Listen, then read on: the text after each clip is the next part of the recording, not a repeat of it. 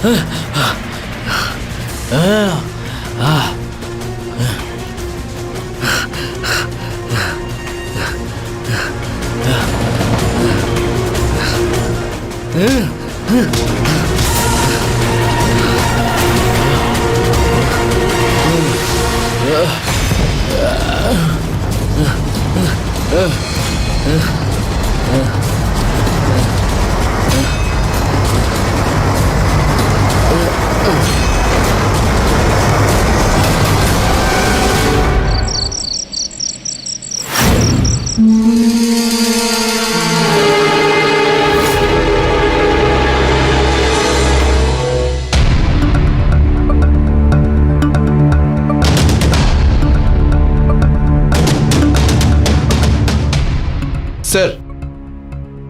কে খবর দিয়েছিল?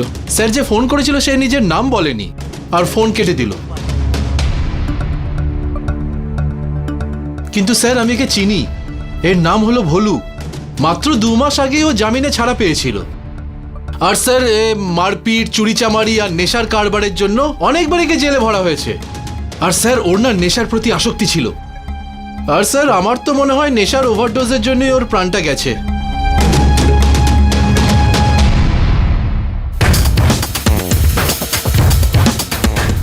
আর এই কাটা ফেটে যাওয়ার চিহ্ন? স্যার ওর আঙুল দেখে তো আমার মনে হয় এই সমস্ত আঘাতের চিহ্ন আঁচড়ে আঁচড়ে করেছে। আর স্যার যেটা ইম্পর্টেন্ট ব্যাপার হলো যে ওর কাছ থেকে কোনো মোবাইল পাওয়া যায়নি। খুব ইন্টারেস্টিং না? কোনো মানুষ এতটা শত্রু কি করে হতে পারে যে নিজেই নিজের প্রাণ নিয়ে নিতে পারে?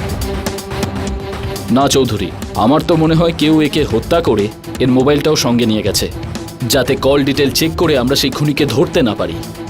হতে পারে স্যার, এমনটাও হতে পারে নয়, এরকমই হয়েছে।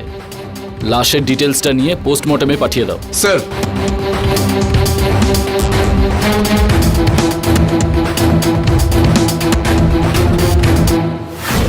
নমস্কার, আমি গিরিশ জৈন। ক্রাইম অ্যালার্টের আজকের এপিসোডের এই ঘটনা ভোপালের ভাইরোপুরের। ভোলুর মৃত্যুর খবর পেতেই পুলিশ তদন্ত শুরু করে দেয়। কিন্তু এই কেসটা এমনই জটিল ছিল যে পুলিশ নিজেই হতভম্ব হয়ে পড়ে। কি মনে হলো ডক্টর তিওয়ারি, ভোলুর মৃত্যুর কারণ কি? ইন্সপেক্টর স্যার, আপনি তো জানেন যে পোস্টমর্টমের রিপোর্ট আসতে একটু দেরি হয়, কিন্তু আমি আন্দাজ করে আপনাকে এটা বলতে পারি যে ভোলু ড্রাগের ইনজেকশন নেওয়ার আগে অনেক বেশি দেশি মদ খেয়েছিল। ড্রাগসের শেষগুলো পরীক্ষা করে জানা যায় ওর মধ্যে জম্বি নামের ড্রাগ রয়েছে, যেটা খুবই ভয়ানক। মনে হয় সেই কারণেই ও মারা গেছে। আরে আপনারা বুঝতে কেন চাইছেন না? আমার দিদি না কথা বলতে পারে আর না চলাফেরা করতে পারে। কত 1.5 মাস ধরে হসপিটালের বেডে শুয়ে আছে একটা লাশের মতো, আর কেউ ঠিকঠাক দেখাশোনা পর্যন্ত করে না। আর আপনারা বলছেন আমি ওকে এখান থেকে নিয়ে যাব? আপনারা মানুষ নাকি জানোয়ার? হ্যাঁ, আপনারা বুঝতে চাইছেন না কেন? যতক্ষণে না ও নিজের পায়ে দাঁড়াতে পারে তার আগে আমরা কি করে ওকে নিয়ে যাব এখান থেকে? কি করে বলুন এবার? প্লিজ সাইলেন্স, এটা একটা হসপিটাল। কি হয়েছে আমাকে বলুন। আপনি বলছেন এটা হসপিটাল? হসপিটালে তো পেশেন্টদের দেখাশোনা করা হয়, তাই না? আর এখানে আমার দিদি 1.5 মাস ধরে অ্যাডমিট আছে, কেউ ঠিকমতো দেখাশোনা পর্যন্ত করছে না। আর এখন ওরা বলছে যাতে এখান থেকে ওকে নিয়ে যাই। বলুন কি করে নিয়ে যেতে পারি স্যার ওকে? উনি কি বলছেন? স্যার, এতে আমাদের কোনো দোষ নেই। যখন যখন মেডিসিন আর ইনজেকশন দেওয়ার কথা আমরা দিয়ে দিই। দেখুন 24 ঘন্টা কোনো পেশেন্টের কাছে তো দাঁড়িয়ে থাকতে পারি না, আরও তো পেশেন্ট রয়েছে আমাদের, না? আমরা কি করব স্যার? যতক্ষণ ও চলাফেরা করতে পারছে আমরা ওকে এই অবস্থা এখান থেকে কি করে নিয়ে যেতে পারবো? কি করে নিয়ে যাব? শুনুন, আপনাদেরকে প্রত্যেক রোগীকে ভালো করে দেখা উচিত, এটা আপনাদের কর্তব্য। আর যতক্ষণ না ডক্টর পেশেন্টকে পুরোপুরি সুস্থ না বলে ডিসচার্জ করে দিচ্ছে ততক্ষণ। ঠিক আছে sir. Thank you sir, thank you so much. Okay চলো বাবা।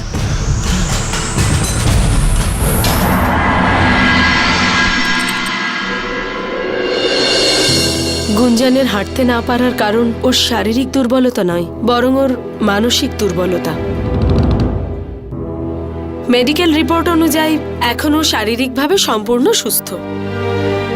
ডক্টর, তার মানে আমরা গুঞ্জনকে এখন বাড়ি নিয়ে যেতে পারি তো? আগে হ্যাঁ, আর যদি আপনারা চান যে ও আগের মতোই হাসুক, কথা বলুক, চলাফেরা করুক, তাহলে আপনারা ওকে কোনো সাইকিয়াট্রিস্ট, মানে আমি বলছি যে কোনো মনোরোগ বিশেষজ্ঞকে দেখান। ডক্টর, দিদি দিদি ঠিক হয়ে যাবে তো? হ্যাঁ হ্যাঁ, কেন হবে না? সমস্ত রোগেরই চিকিৎসা হয়। আর গুঞ্জনের পরিবারের লোকেরা যখন এত ভালো, সবাই ওকে এত ভালোবাসে, তখন নিশ্চয়ই ও খুব তাড়াতাড়ি সুস্থ হয়ে উঠবে।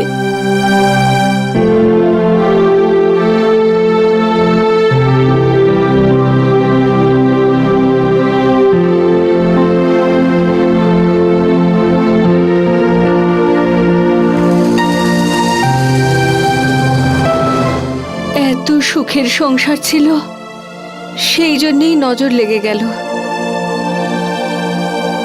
কত সুন্দরভাবে কথাবার্তা বলতো আমার মেয়েটা। মা মা বাঁচাও আমায় দিদির থেকে। আরে কি হয়েছে? এই কাঞ্চন, মা দেখো না, তখন থেকে দিদি জ্বালাচ্ছে আমাকে। কেন গুঞ্জন, কেন বিরক্ত করছিস ওকে? মা আমি কোথায় জ্বালাচ্ছি? তুমি দেখো ওই আমাকে জ্বালাচ্ছে। আচ্ছা মা, ওকে জিজ্ঞেস করো কার সাথে কথা বলবে এখনো। আমি যার সাথে ইচ্ছা কথা বলি, তোর তাতে কি? আর মা তুমি তো সব জানো, বলো। আরে তোর মা আমি, মেয়ের ব্যাপারে সবকিছু আমি জানি। আর আমি তোমার ব্যাপারেও। তোমরা দুজনে তো আমার চোখের মণি, এক গুঞ্জন আর এক কাঞ্চন। মা প্লিজ কান্নাকাটি করো না। যদি তুমি এভাবে ভেঙে পড়ো তো দিদি কি করে ঠিক হবে? দিদিকে সাহস কে জোগাবে?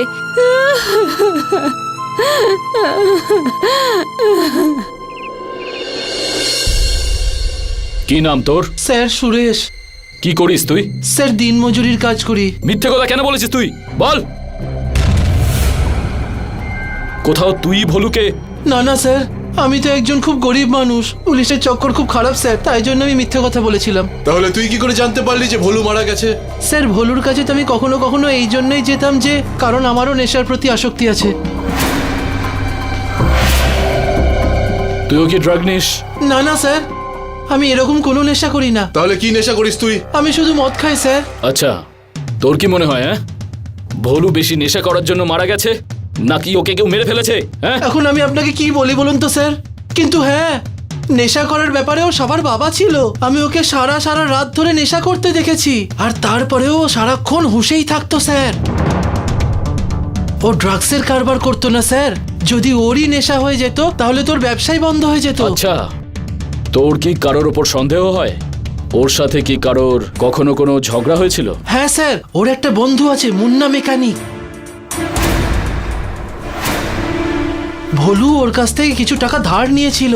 যখন ও টাইমে ও টাকা শোধ করতে পারেনি, তখন এক রাতে মুন্না ওকে প্রাণে মেরে ফেলার হুমকি দিয়েছিল। হতে পারে স্যার ওই হয়তো। এই মুন্নাকে পাওয়া যাবে কোথায়? স্যার আসলামের গ্যারেজে। নিয়ে যাও একে।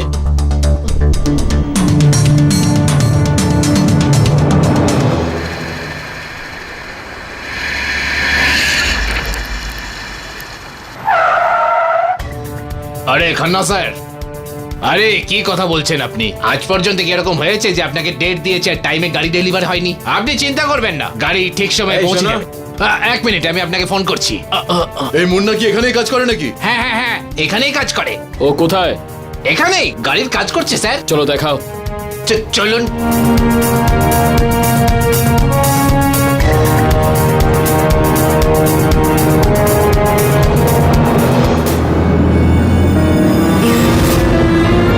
স্যার এখানে আসুন।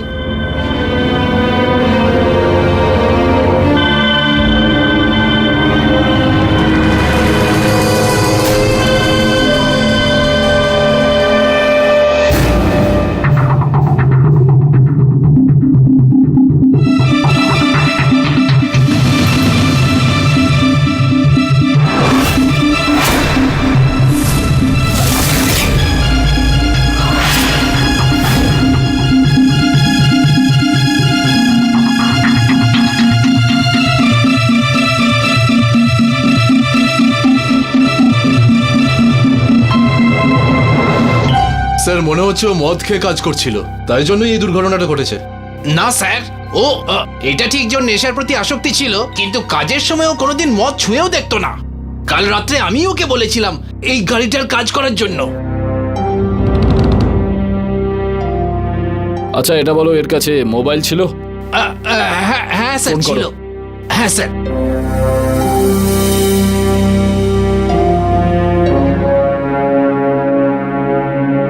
ফোন সুইচ অফ বলছে স্যার।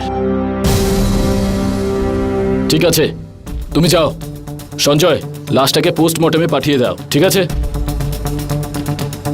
চৌধুরী, স্যার ব্যাপারটা খুবই গন্ডগোলের ঠেকছে। যদি এ গাড়ি রিপেয়ার করে থাকে তাহলে এর কাছে যন্ত্রপাতি হওয়া উচিত ছিল, আর এর মোবাইলটাও এর কাছে নেই। তুমি কি ব্যাপারটা বুঝতে পারছো? স্যার কিছু তো গন্ডগোল আছেই স্যার। ঠিক আছে, চলো। পুলিশের কোনো গাফিলতি হয়েছে। মা, কারা দেখা করতে এসেছে দেখো। কেমন আছে গুঞ্জন? বেচারি দেখো ছাদের দিকে দেখছে। আরে বেচারি খুব বড় একটা শোক পেয়েছে। আরে এই অবস্থা তো বাবা মার ভুলের জন্য হয়েছে। মেয়েদের বেশি স্বাধীনতা দেবার ফল এই হয়। আন্টি কি উল্টোপাল্টা বলছেন আপনারা? হ্যাঁ, আপনারা দিদিকে দেখতে এসেছেন নাকি উল্টোপাল্টা কথা বলতে এসেছেন? আরে কাঞ্চন, যেটা সত্যি সেটাই বলছি, রেগে যাচ্ছিস কেন? রেগে যাব না তো কি খুশির চোটে নাচবো? দিদি এখানে অসুস্থ হয়ে বিছানায় শুয়ে আছে আর ওরই সামনে আপনি উল্টোপাল্টা কথা বলছেন। একটা কাজ করুন, আপনারা এখান থেকে এখনই চলে যান। যান এখান থেকে। না কাঞ্চন মা, না, অতিথিদের সঙ্গে এরকম ব্যবহার করতে নেই, চুপ করে যাও। কেন মা, কেন চুপ করে থাকবো? আজকে এদের মতন মানুষজনের জন্যই দেশের মেয়েরা পিছিয়ে। দেখুন, আপনাদের সহানুভূতির কোনো প্রয়োজন নেই আমাদের। এখানে দাঁড়িয়ে থাকবেন না, যান এখান থেকে, চলে যান। চলো। জানি না কোথা থেকে চলে আসে।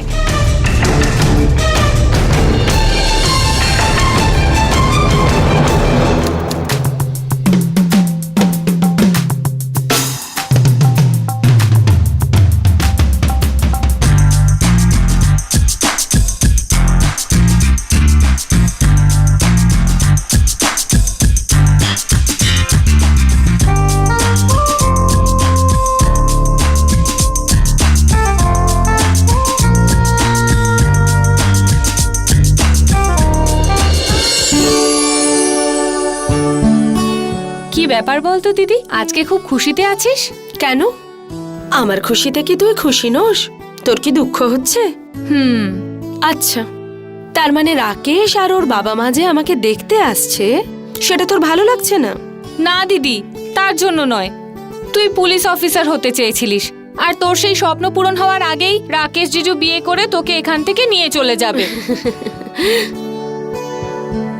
কিন্তু তুই কি জানিস, রাকেশ আমাকে কথা দিয়েছে যে যতদিন না আমি পুলিশ অফিসার হচ্ছি ততদিনও বিয়ের জন্য অপেক্ষা করবে।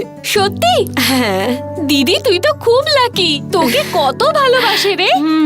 সে তো বাসেই। জানিস কাঞ্চন, রাকেশ আমার জন্য সব কিছু করতে পারে, সারা পৃথিবীর সাথে লড়তে পারে।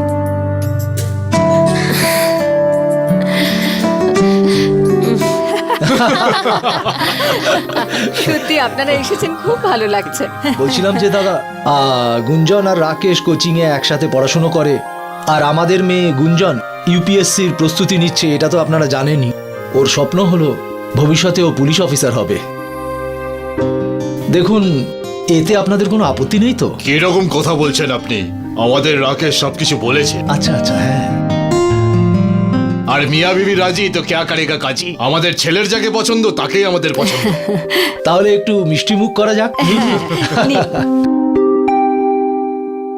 নিন না।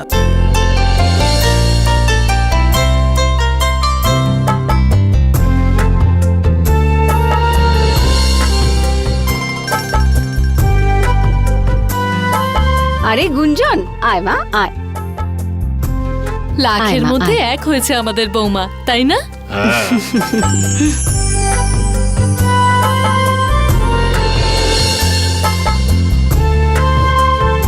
আমার জিজিও কিন্তু কোনো অংশে কম নয়। খুব দুষ্টু আমার ছোট মেয়ে। আরে দিদি, এটা কি? শুভ কাজে দেরি কেন? আরে দিদি, আপনি যদি আগে বলতেন তাহলে আমিও আমার আত্মীয়দের ডেকে নিতাম। এত তাড়ার কি ছিল? কোনো ব্যাপার না, আত্মীয়রা আসবেন। আর তাড়াতাড়ি একটা ফাংশনও করতে হবে। আয় গুঞ্জন, আয় আয় মা, আয় আয়। মা। চল নে কাঞ্চন। জিজু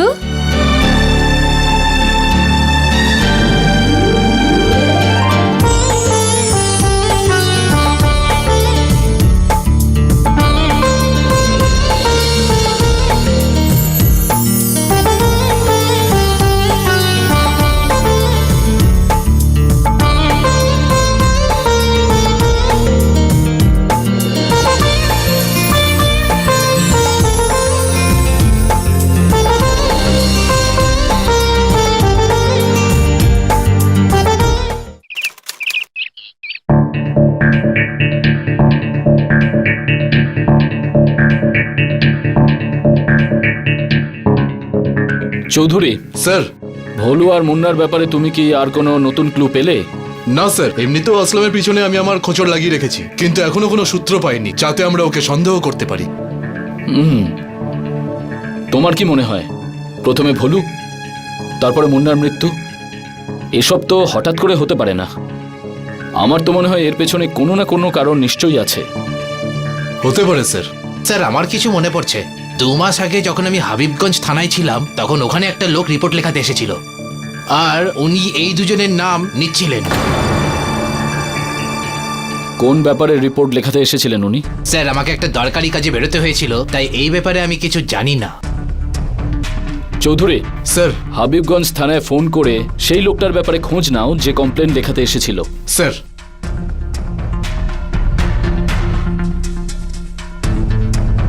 হতে পারে আমরা ওখানে ওই দুজনের মৃত্যুর ব্যাপারে কোনো ক্লু পেয়ে গেলাম।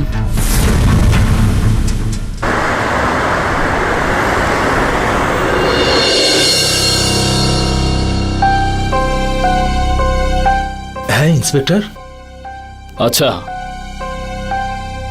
তাহলে আপনি প্রজাপতি, আপনার সাথে হসপিটালে দেখা হয়েছিল, মনে পড়ছে? আগে হ্যাঁ, বলুন কি বলতে চান। আপনি কি 2 মাস আগে হাবিবগঞ্জ থানায় কোনো কমপ্লেন লেখাতে গেছিলেন? আগে হ্যাঁ, গেছিলাম। আমরা কি জানতে পারি কি ব্যাপারে?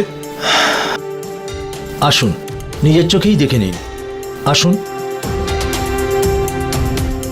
আসুন স্যার, দেখুন এই যে আমাদের বড় মেয়ে গুঞ্জন, যার সম্পর্কে ওই দিন কাঞ্চন হসপিটালে কথা বলছিল, ওরই রিপোর্ট লেখাতে গিয়েছিলাম ওখানে। আমাদের মেয়ে অনেক কর্মক্ষম ছিল, আপনারই মতো ও পুলিশ অফিসার হতে চেয়েছিল। আমাদের দুর্ভাগ্য, পুলিশের গাফিলতির শিকার হয়ে পড়ল। কি হয়েছিল ওর? ওই দিনটা ছিল আমাদের জীবনের একেবারে অন্ধকার দিন,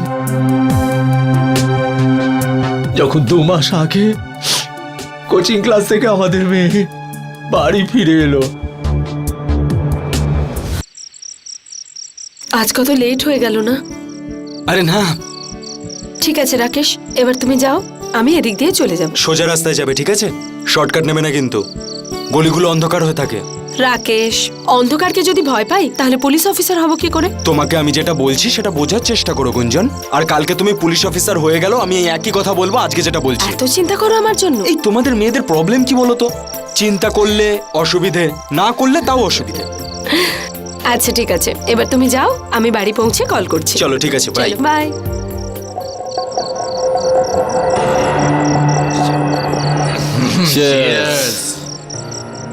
ভাই সত্যি বলবো, 6 মাস আমি জেল খেটে এলাম। মেয়েদের ছোঁয়া পাওয়ার জন্য আমার মনটা ব্যাকুল হয়ে রয়েছে। স্যার ভাই, আমার তো হয়ে গেছে, এবার আমি তো বাড়ির দিকে এগোই, বুঝলি? আরে কিরকম পুরুষ মানুষ তুই, সামান্য একটু মদ হজম করতে পারিস না?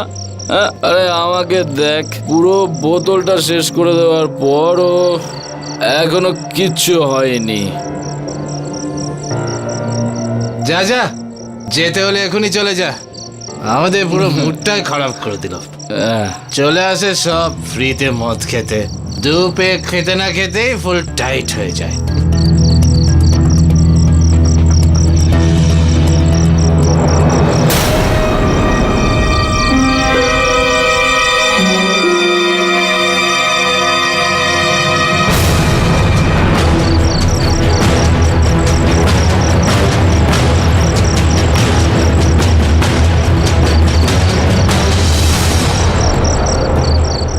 এটা কি করছো? ছাড়ো, ছাড়ো, ছাড়ো, ছাড়ো, ছাড়ো। চল নিয়ে চল এদিকে, চল নিচে ছাড়ো, ছাড়ো। বস চুপ করে।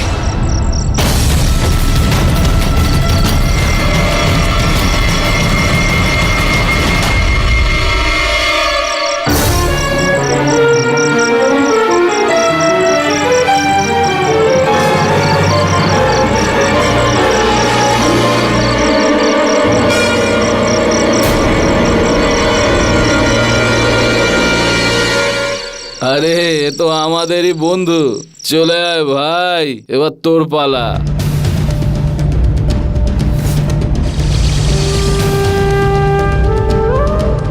দে মা। চা।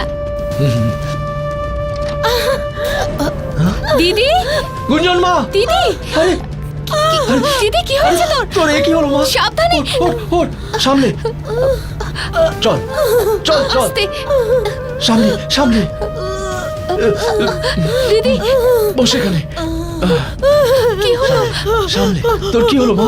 বল বল, কি বলতে চাইছিস মা? বল গুঞ্জন, বল মা, কি বল। হয়েছে কি আমার মেয়েটা? তোর কি হলো? কি হয়েছে তোর? কি হলো? কি হয়েছে? গুঞ্জন কি হয়েছে বল? মা গুঞ্জন, আমরা পুলিশ স্টেশনে যাব, কমপ্লেন লেখাবো।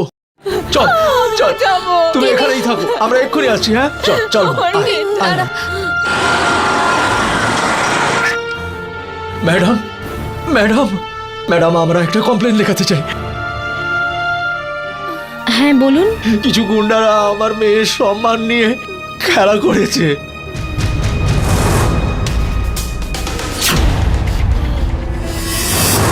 মোবাইল দিয়ে ওর ভিডিও বানিয়েছে। আপনার মেয়ে কি তাদের চেনে? ও ওদের চেনে না ম্যাডাম, কিন্তু অত্যাচারের সময় ওরা নিজেদের মধ্যে কথা বলছিল, তাই ওদের নাম জানতে পেরেছে। ও কি আমাদের নামগুলো বলতে পারবে? বলেছে ভোলু আর মুন্না। কিন্তু এই ঘটনাটা ঘটেছে কোথায়?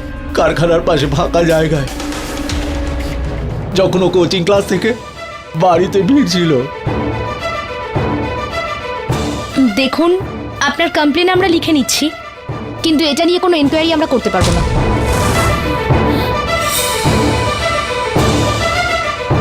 ম্যাডাম, আপনি এই কথা কি করে বলতে পারেন? নিজে একজন লেডি হয়ে এই কথা কি করে বলছেন আপনি?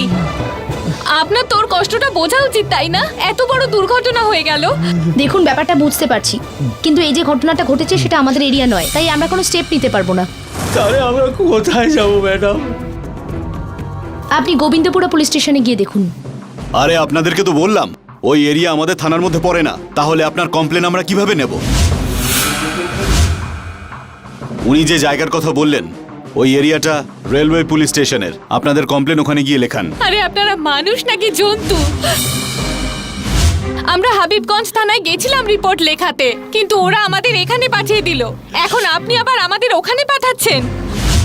দেখতে পাচ্ছেন না আমার দিদির কি অবস্থা হয়েছে? আমরা কমপ্লেন তখনই নেব যদি সেটা আমাদের এরিয়ার মধ্যে পড়ে। এরিয়া এরিয়া এরিয়া, কখন থেকে একই কথা শুনবো আমরা? ওখানে গেলে যদি ওরা আবার আমাদের এখানেই পাঠিয়ে দেয়, তো আমরা কি করতে পারি বলুন স্যার? আমরা কি করব? আপনারা সোজা রেলওয়ে পুলিশ স্টেশনে যান, ওরা কিচ্ছু বলবে না, আপনারা কমপ্লেন লেখাতে পারবেন। স্যার, আপনাকে লিখতেই হবে। এখন যান না, আমার আরো কাজ রয়েছে, যান আপনারা। কাঞ্চন, দিদি, তুই চুপ কর মা। গুঞ্জন, কি হয়েছে মা? গুঞ্জন, কি হয়েছে মা? দিদি, দিদি কি আরে তুই হয়েছে ঠিক তোর? আছিস তো?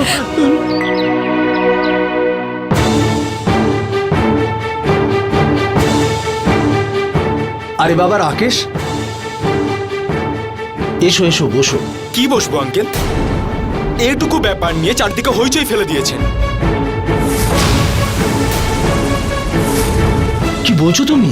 যেটা হয়েছে সেই সব আমি জানি, কিন্তু এই ব্যাপারটা নিয়ে সবাইকে বলার কি প্রয়োজন ছিল? ঠিক আছে, আমি কিচ্ছু বলবো না। যা হয়েছে আমি অ্যাকসেপ্ট করে নেব, কিন্তু আঙ্কেল আমার ফ্যামিলি আছে, আত্মীয় স্বজন আছে, তারা এই বদনাম নিয়ে কি করে সারা জীবন বেঁচে থাকবে? জিজু, তুমি দিদিকে নিজের ফ্যামিলি বা আত্মীয় স্বজনের কথায় পছন্দ করনি কিন্তু। আর দিদির এখন তোমার সাপোর্টেরই বেশি প্রয়োজন, আর তুমি এসব উল্টোপাল্টা কথা বলছো। দেখো কাঞ্চন, আমি বাধ্য, আর আমি চাইলেও গুঞ্জনের সঙ্গ দিতে পারবো না। So I am sorry. বাবা রাকেশ, আমার কথা তো জিজু। শোনো বাবা। রাকেশ,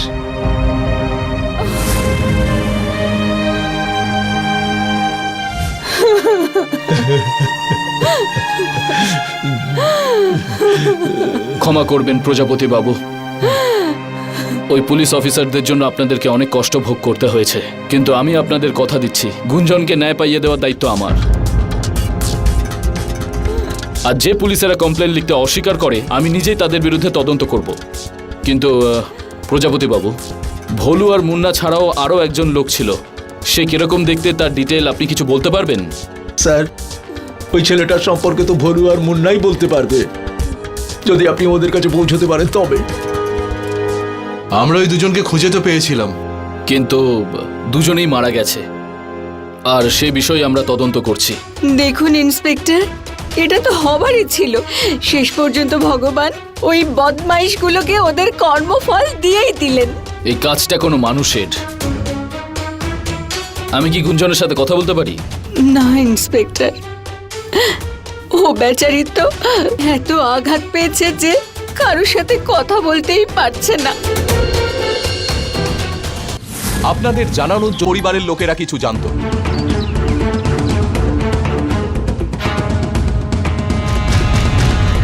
চৌধুরী স্যার, গুঞ্জনের রেপ আর ভোলু আর মুন্নার মার্ডার, আমার মনে হচ্ছে এসবের কানেকশন গুঞ্জনের রেপের সাথে নেই তো? হতে পারে স্যার। কে ওদেরকে মারতে পারে? আর প্রজাপতি বাবু বলছিলেন অপরাধীরা ঘটনাটার ভিডিও বানিয়েছিল। তাহলে ওই ভিডিওটা কোথাও না কোথাও তো থাকবে। স্যার, যতদূর আমি জানি ও অনাথ ছিল। স্যার, স্যার মুন্নার ভাই শাহাপুরাই থাকে। আমার মনে হয় একবার আমাদের যাওয়া উচিত। কারেক্ট। চৌধুরী, আমাদের ওর বাড়ি যাওয়া উচিত। স্যার চলো।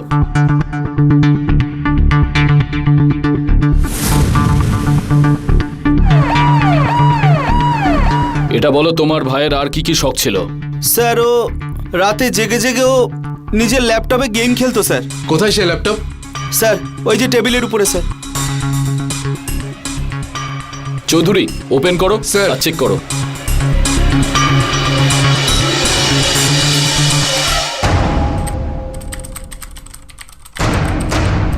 স্যার, এই সেই রেপের ভিডিও।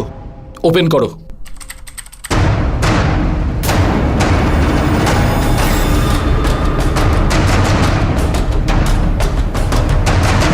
স্টপ। ব্যাক করে আবার প্লে করো।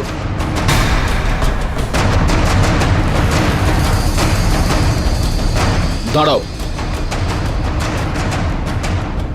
স্যার, এই হলো সেই আসলাম। চৌধুরী, আমার তো সন্দেহ হচ্ছে কোথাও ভোলু আর মুন্না এই ভিডিও দিয়ে আসলামকে ব্ল্যাকমেল করছিল, আর এই জন্যই ও ওদের দুজনকে রাস্তা থেকে সরিয়ে দিয়েছে। হতে পারে স্যার। হতে পারে নয় চৌধুরী, এটাই সত্যি। আর আমাদের খুব তাড়াতাড়ি আসলামকে গ্রেফতার করতে হবে। স্যার, সঞ্জয়, এই ল্যাপটপটা আমাদের কাস্টাডিতে নিয়ে নাও।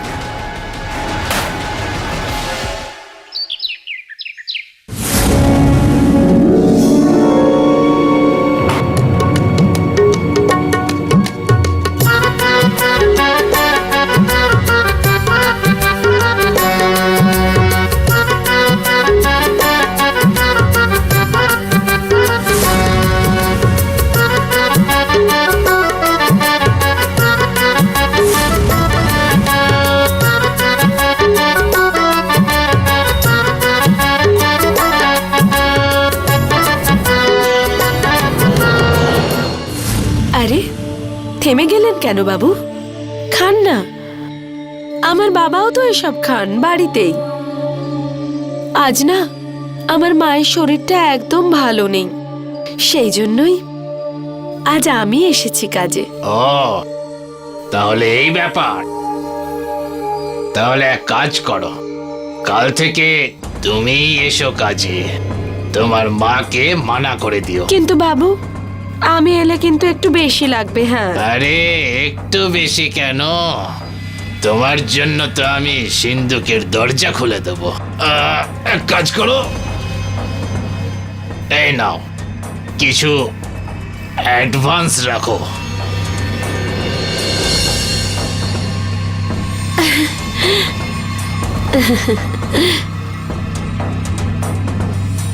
বাবু আপনি তো খুব ভালো লোক। ভালো তো তুমিও বেশ। আচ্ছা বাবু, বলুন না আমাকে কি কাজ করতে হবে? কাজ? কাজ এক কাজ করো, আজ তো তুমি শুধু আমার গ্লাসই ভরতে থাকো, ব্যাস। আর যেই আমার গ্লাস খালি হবে আবার ভরে দাও, আবার খালি হবে আবার ভরে দেবে।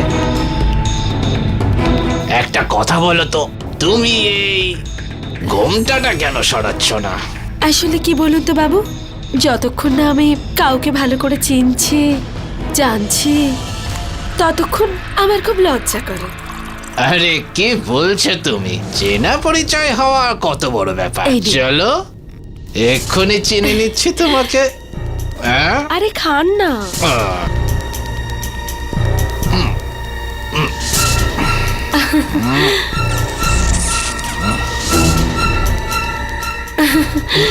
গ্লাসে ঢেলে দিই। আরো ভরে দাও।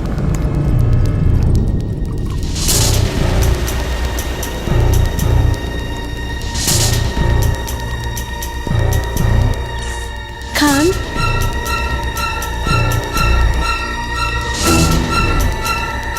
আবার ঢালি। উঠিয়ে তুলে নিয়ে যাব তোমাকে। সুন্দরীর ঘুমটা তো তুলে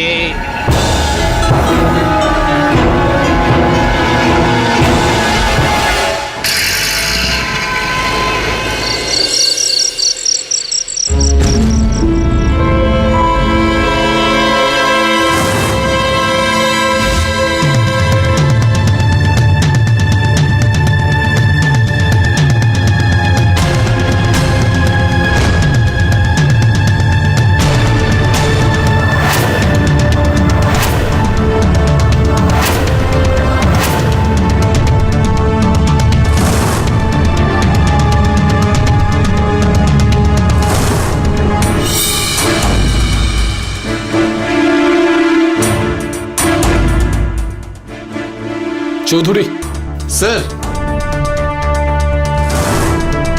এই জিনিসগুলো তো আমরা লেডিস স্লিপারেই দেখতে পাই। Yes sir. এক্ষুনি চলো। Sanjay, yes sir. তাড়াতাড়ি অ্যাম্বুলেন্স ডাকো, লাশটাকে পোস্টমর্টমে পাঠাও, ঠিক আছে? স্যার।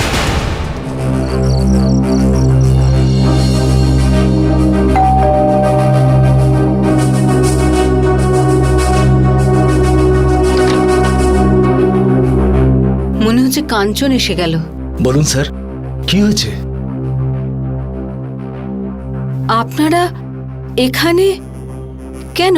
মিস্টার প্রজাপতি, আমরা কাঞ্চনের সাথে একটু কথা বলতে চাই। কাঞ্চনের সাথে? কিন্তু কেন?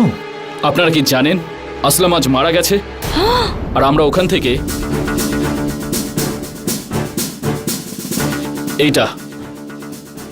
এইটা পেয়েছি। এটা কি স্যার? বুঝতে পারলাম না। সবকিছু বুঝতে পারবেন। কাঞ্চন, কাঞ্চন এসে গেছে।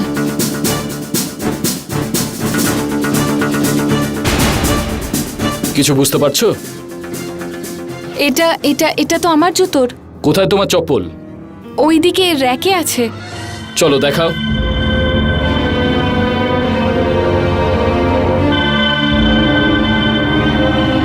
স্যার, এটাই আমার স্যান্ডেল, আর এর পাটটা আপনার কাছে আছে।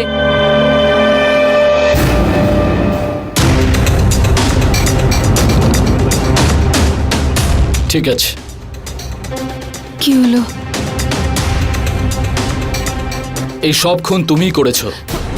স্যার না, আমায় বিশ্বাস করুন, আমি এরকম কাজ করিনি। সেই সিদ্ধান্ত তো আদালত নেবে। একে নিয়ে চলো। না মা, না না ইন্সপেক্টর, আমার মেয়ে এরকম করতে পারে না। সত্যি আমি করিনি কিছু। আপনি এরকম করে ওকে মিথ্যে অপবাদ দিতে পারেন না।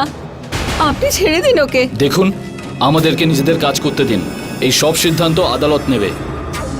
চলো। আপনি কেমন করে ওকে এইভাবে সঙ্গে নিয়ে যেতে পারেন? দাঁড়ান।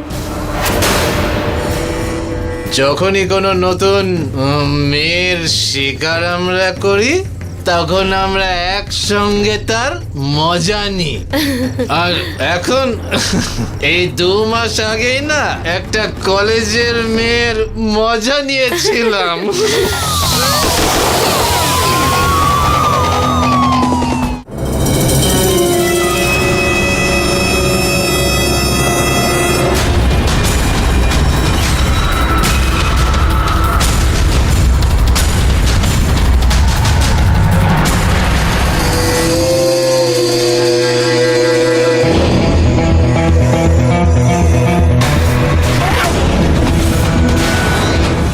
গুঞ্জন, গুঞ্জন।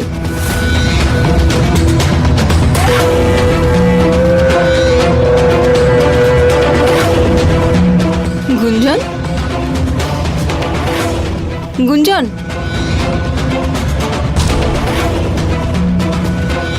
ইন্সপেক্টর স্যার, এই সমস্ত খুন কাঞ্চন নয়, আমি করেছি।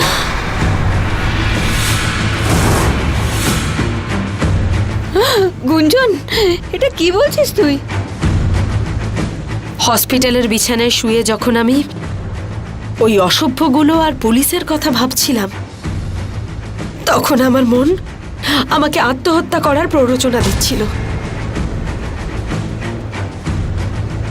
কিন্তু আমার বাঁচার একটাই আশা ছিল, আর সেটা ছিল রাকেশ। কিন্তু যখন সেদিন হসপিটালেও দেখো কাঞ্চন, আমি বাধ্য, আর আমি চাইলেও গুঞ্জনের সঙ্গ দিতে পারবো না। তখনই আমি এই সিদ্ধান্ত নিয়ে ফেলি। আমার জীবন তো নষ্ট হয়েই গেছে, কিন্তু জানি না ওই শয়তানগুলো আরো কত মেয়ের জীবন নষ্ট করবে। আর তখনই আমি এই প্ল্যান করি।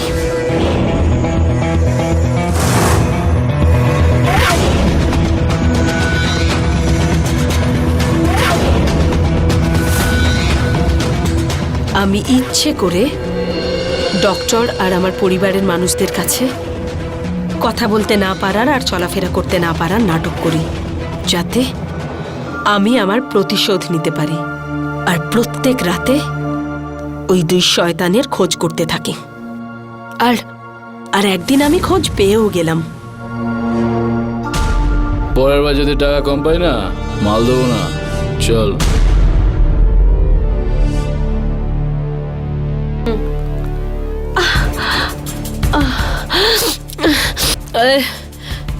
আমাকে একটু মাল দে তো ভাই, খুব কষ্ট হচ্ছে আমার। তোকে কে বলেছে কেন মাল পাওয়া যায়? মুন্না,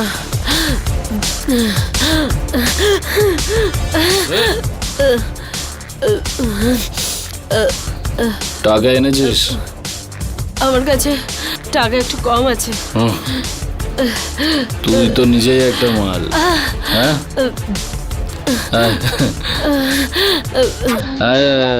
বস বস বস, নে খা। দেবো?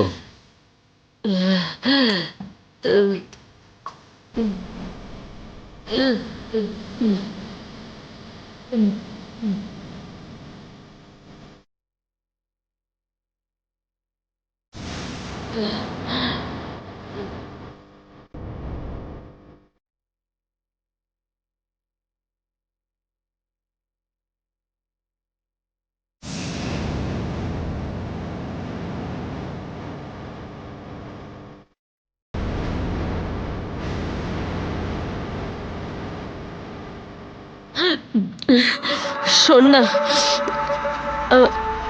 আমাকে একটু এইটা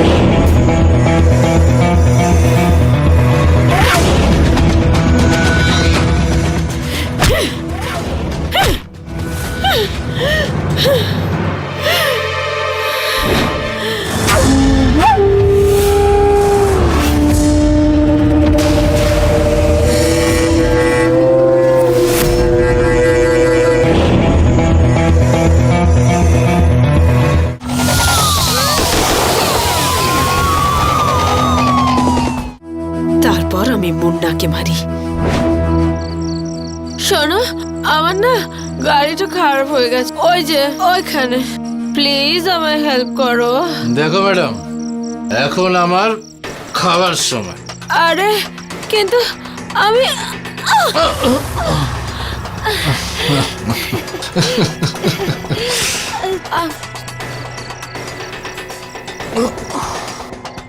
আমি এত রাতে কোথায় যাব? আমি আমি আমি জয়েন করতে পারি প্লিজ? নিশ্চয়।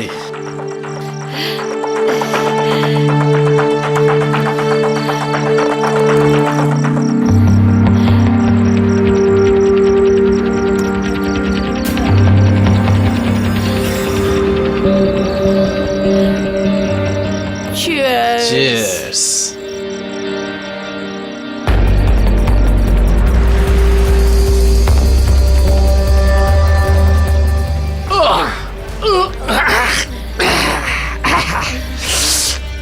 আচ্ছা, এই গ্যারেজটা কার? এই গ্যারেজটা আমারই ভেবে নাও। তোমারই ভেবে নেবো মানে? তুমি হ্যাঁ? কি এটার মালিক নও? আমি এটার মালিক নই, আমি এর মালিকের মালিক। মালিকের মালিক? তার মানেটা কি হলো?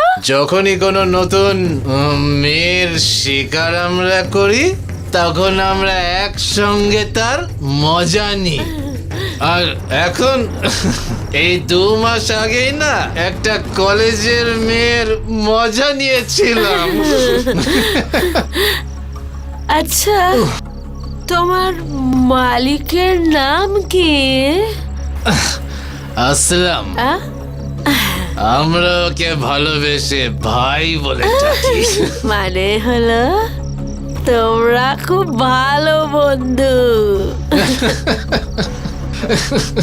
আর এই লাস্ট ড্রিঙ্কটা তোমার জন্য। হ্যাঁ হ্যাঁ, বানাও, কারণ তোমার হাতে বানানো মদ খাওয়ার মজাটাই আলাদা। নাও, খাও।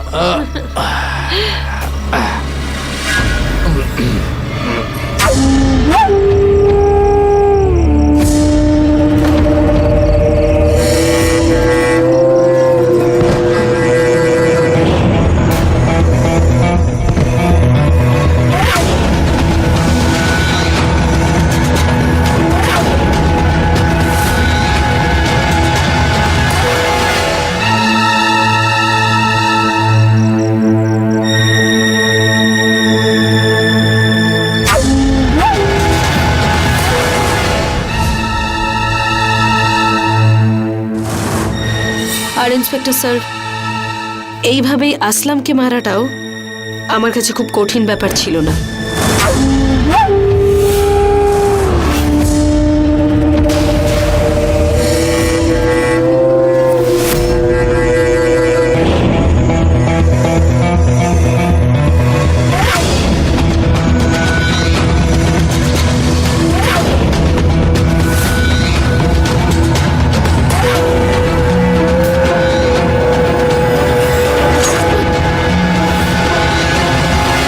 পুলিশ গুঞ্জনের রিপোর্ট না নেওয়া পুলিশ কর্মীদের বিরুদ্ধে অ্যাকশন নিয়েছিল ঠিক তো? তাহলে হয়তো ও এই পদক্ষেপ নিত না। গুঞ্জন আইনের চোখে অপরাধী ছিল, কিন্তু নিজের পরিবারের লোকেদের চোখে ও একজন নির্দোষ অপরাধী ছিল। এর সঙ্গেই আমি গিরিশ জৈন ক্রাইম অ্যালার্টের এই এপিসোডে আপনাদের থেকে বিদায় নিচ্ছি। আবার দেখা হবে একটা সত্যি ঘটনা নিয়ে। ততক্ষণ বি অ্যালার্ট, বি সেফ।